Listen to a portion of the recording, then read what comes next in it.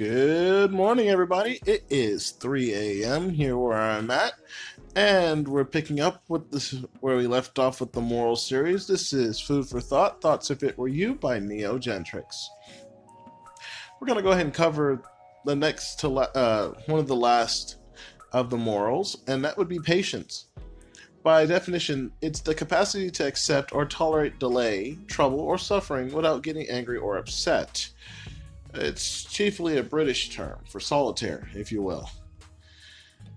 Patience is one of those skills that a lot of people say they have, but can't really demonstrate in any way, shape, or form.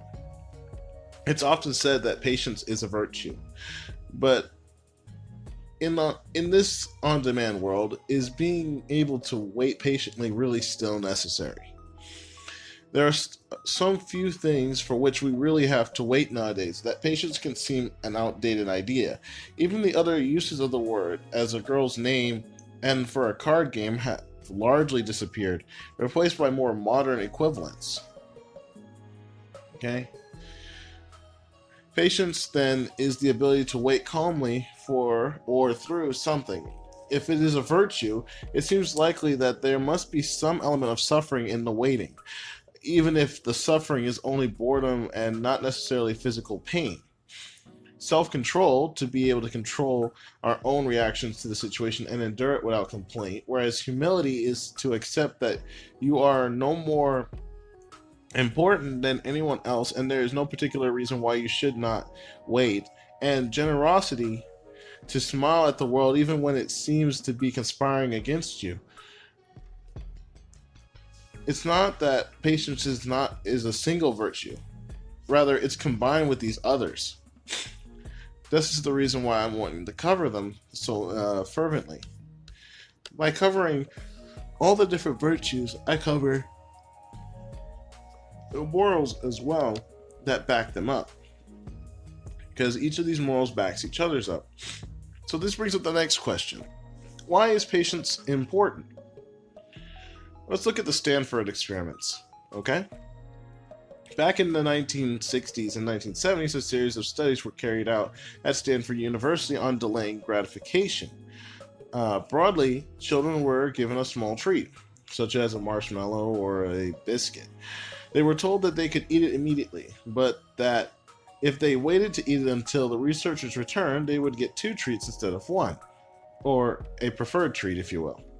The researchers then left the room for 10 to 15 minutes before returning.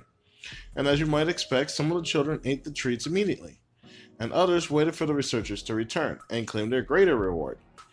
What is interesting about this experiment is that follow-up studies found that the children who waited and claimed a double reward generally had better outcomes later in childhood.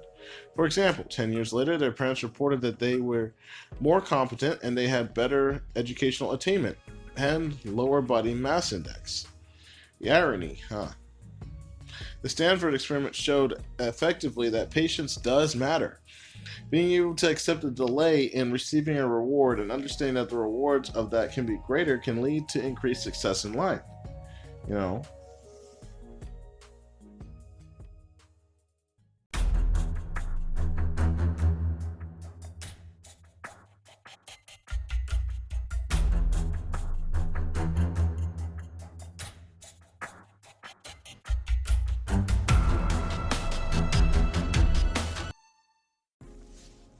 Let's look at patience versus this god-awful world, okay? The growth in technology, and particularly smartphones, has led to instant gratification becoming the norm. Computer games provide instant feedback. We can post things on social media and get an immediate response from our friends. Information is available at the touch of a screen. No more having to go to the library to look things up. It's just, how do I put it? And let's start. Amazon has invested in drone technology because it says its customers are too impatient to wait for next day delivery. When they order something, they want it now, not later.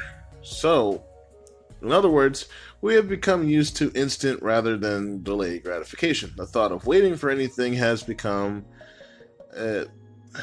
what's the word I'm looking for here? Ineffective, obsolete. There we go. Put this together with the results of the Stanford experiments, and the picture starts to look quite worrying. If success in life comes from being able to wait, are we raising a generation, or several, for that matter, who will struggle with life? Anecdotally, there are reports that this may be true. Employers have commented that young people joining the workforce now expect everything to be given to them. They don't necessarily expect to work for the rewards, and they don't expect to take time to build up their skills. Perhaps this is an exaggeration, but indeed, perhaps all generations have felt like this, but the picture is not reassuring nonetheless. Fortunately, it is possible to still take action to develop your own patience, and for parents, that of your children as well.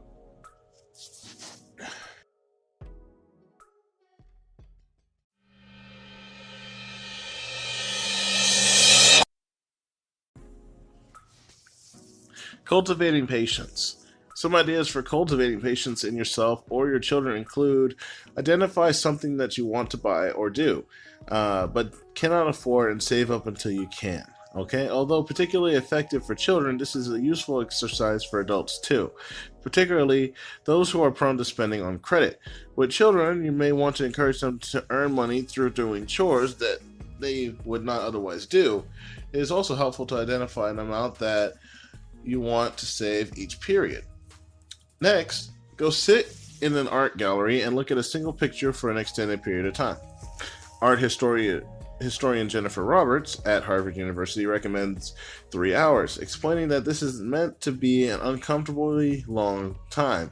However, even sitting in front of one picture for 15-20 minutes will enable you to see new things and experience the idea of being impatient and then settling down. Next, take up gardening or something and pursue it over a period of weeks or months. Growing plants, particularly from a seed, cannot be hurried. Neither can the seasons, for that matter. Spending time gardening is a useful reminder of the slow way of life, and having to wait to see what will happen. How do you know that the seed you put in the ground is actually a watermelon seed? It could be a pumpkin seed.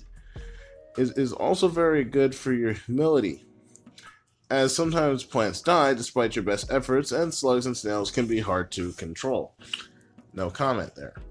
I've tried. Trust me, I've tried. Read classic books. Classic books such as those of Charles Dickinson, Anthony Trollope, C.S. Lewis, and so on are often very, very long, and because they were written and published in serial form, weekly or monthly, their language is often difficult for modern audiences, with long passages of description, taking time to read them.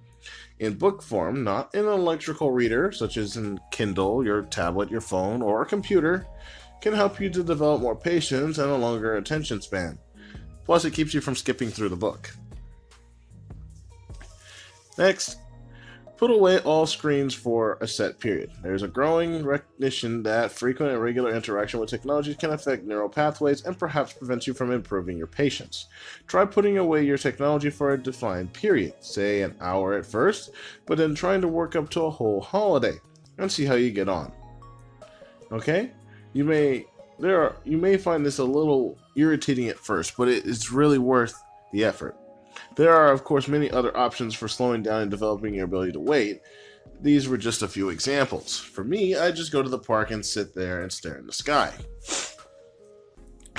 So with that, I leave you with this final thought. The expansion of instant gratification in our world may make it feel that patience is overrated and that impatience is necessary, but those who can wait often get a greater reward in the end. This suggests that trying to develop patience is more important now than it ever has been before. There are some things it can't be argued, okay? Which cannot and should not be hurried. Nobody has yet found a way to reduce the length of pregnancy. For example, learning to wait with patience could bring dividends in more than one way, okay? So with that, that's all I have to say about patience. It's not really that complicated a topic. I thank you for listening yet again. And like I said before, if you have any comments or concerns, I'm here on the Anchor app. Just find my channel, search Neo Gentrics, Neogentrics, and favorite my channel. Send me a message whenever you can on any topics y'all have that you would like me to cover, or if I missed something and you wanted to add to the podcast that I currently just did, or any other previous one for that matter. Hit me up. I'm also available on iTunes and Pocket Cast for Android, as well as Overcast. I thank you and have a great rest of your day.